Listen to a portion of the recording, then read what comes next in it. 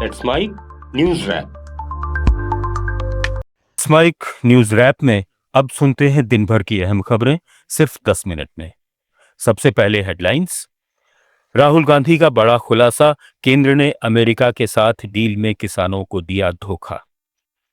मोदी का असम दौरा, super Hercules landing के लिए ईएलएफ का उद्घाटन, कांग्रेस पर तीखा प्रहार। और बांग्लादेश के भावी पीएम तारिक रहमान ने चीन को बताया विकास साथी, शेख हसीना की वापसी की मांग। अब खबरें विस्तार से। कांग्रेस नेता राहुल गांधी ने प्रधानमंत्री नरेंद्र मोदी और उनकी कैबिनेट पर भारत अमेरिका व्यापार समझौते में झूठ और भ्रम फैलाने का आरोप लगाया है। उन्होंने दिल्ली में एक वीडियो जारी कर कहा कि अमेरिका में गारमेंट्स निर्यात पर बांग्लादेश को 0% टैरिफ का लाभ मिल रहा है, बस शर्त है अमेरिकी कपास का आयात। वहीं भारत के गारमेंट्स पर 18% टैरिफ लगाया गया है। उन्होंने संसद में उठाए सवाल का जिक्र करते हुए बताया कि अगर भारतीय अमेरिकी कपास आयात करेंगे तो बर्बाद होंगे और टेक्सटाइल उद्योग पिछड़ जाएगा। इसका नतीजा होगा कि बांग्लादेश की टेक्सटाइल इंडस्ट्री हिंदुस्तान की टेक्सटाइल इंडस्ट्री को खत्म कर देगी। Now what have you done? You have the United States has reduced Bangladesh's tariff to zero. And our tariff is 18%. What do you expect our textile people to do? Their competitor is Bangladesh.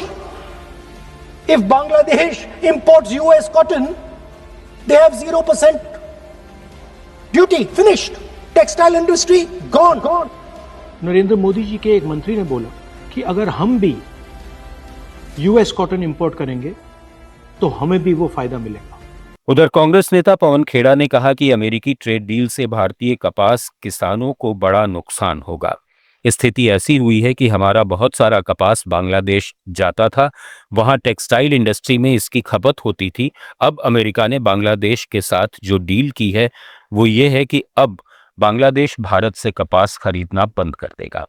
से जब हमने मांगा तो पीयूष गोयल बेशर्मी से पलट कर कहते हैं कि यही शर्त हम पर भी अमेरिका ने लगा दी है तो कोई दिक्कत नहीं। क्या शर्त है?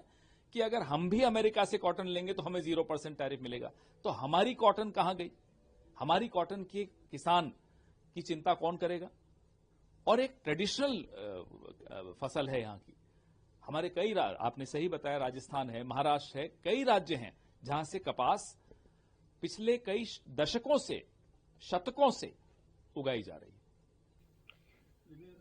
भारत अमेरिका अंतरिम ट्रेड डील पर पीएम मोदी खुद सामने क्यों नहीं आए, जो हर छोटी बड़ी घटना में खुद सबसे आगे रहते हैं? कांग्रेस ने इस पर सवाल उठाए हैं। पार्टी प्रवक्ता सुप्रिया श्रीनेत ने कहा कि कुछ तो गड़बड़ है। प्रधानमंत्री नरेंद्र मोदी ने असम के डिब्रूगढ़ जिले में मोरन बाईपास पर बनी इमरजेंसी लैंडिंग फैसिलिटी का उद्घाटन किया। इस दौरान पीएम मोदी भारतीय वायुसेना के C-130J सुपर हरक्यूलिस विमान से नेशनल हाईवे पर उतरे। प्रधानमंत्री की मौजूदगी में ये पट्टी अब वायुसेना के रणनीतिक नेटवर्क का हिस्सा बन गई है। लैंडिंग के बाद सुखोई फाइटर जेट ने इसी ईएलएफ से उड़ान भरी, जिसे पीएम मोदी और अन्य गणमान्य लोगों ने देखा।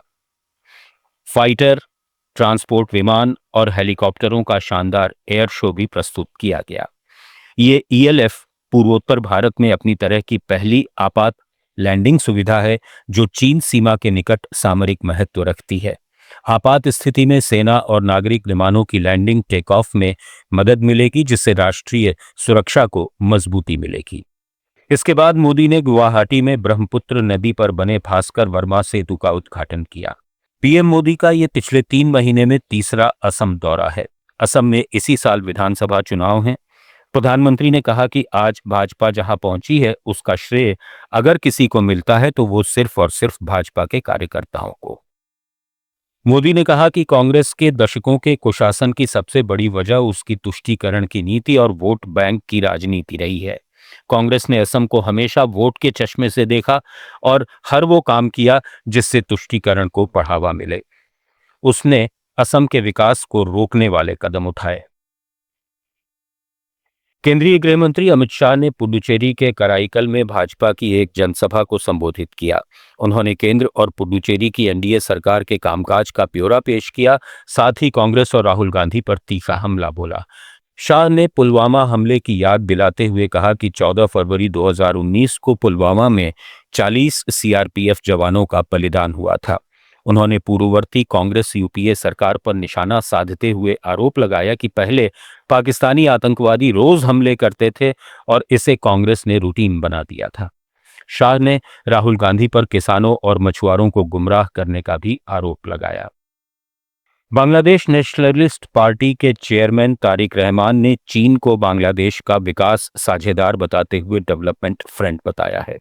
उन्होंने ढाका में मीडिया से बातचीत में पूर्व प्रधानमंत्री शेख हसीना को भारत से वापस लाने के सवाल पर कहा कि ये पूरी तरह कानूनी प्रक्रिया पर निर्भर करेगा। तारिक रहमान ने सार्क को फिर से शुरू करने पर जोर देते हुए बताया कि इसकी शुरुआत बांग्लादेश ने ही की थी, इसलिए इसे दोबारा सक्रिय करना स्वाभाविक है। बांग्लादेश में बांग्लादेश नेशनलिस्ट पार्टी की भारी जीत के बाद पार्टी चेयरमैन तारिक रहमान का अगला प्रधानमंत्री बनना तय हो चुका है। उनके शपथ ग्रहण समारोह में भारतीय प्रधानमंत्री नरेंद्र मोदी को आमंत्रित किया गया है।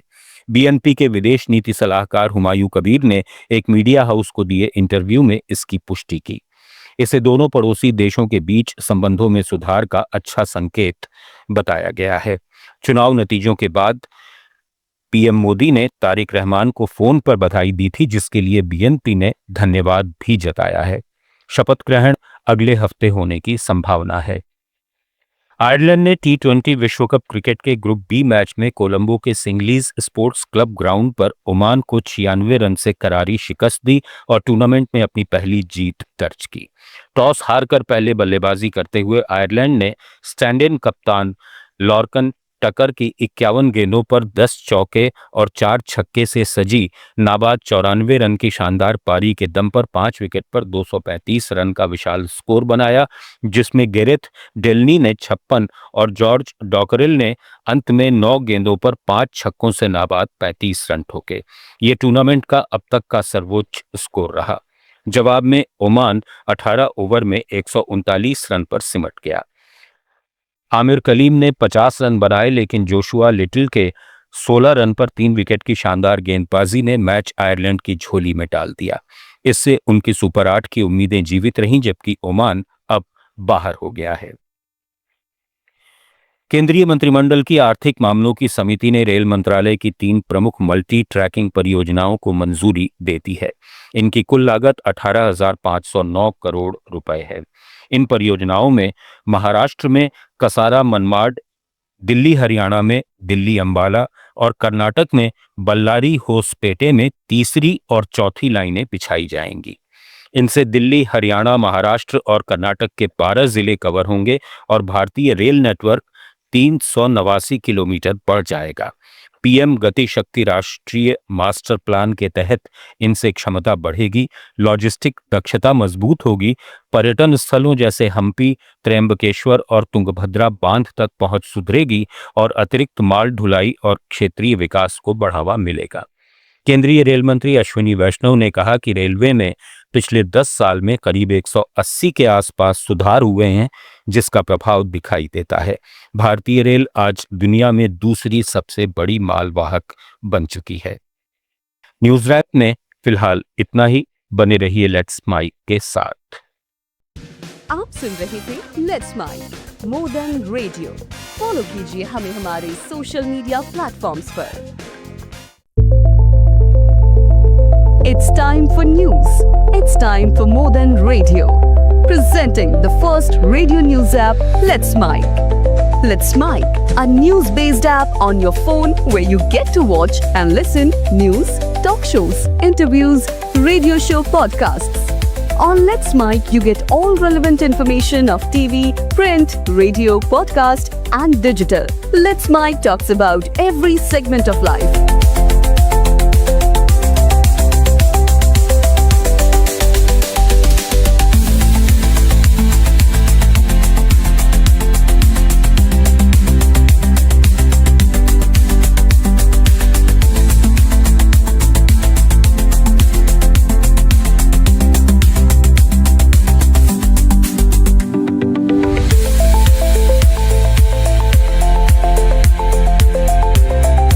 Download the app now from Play Store. Available both on Android and iOS mobile phones.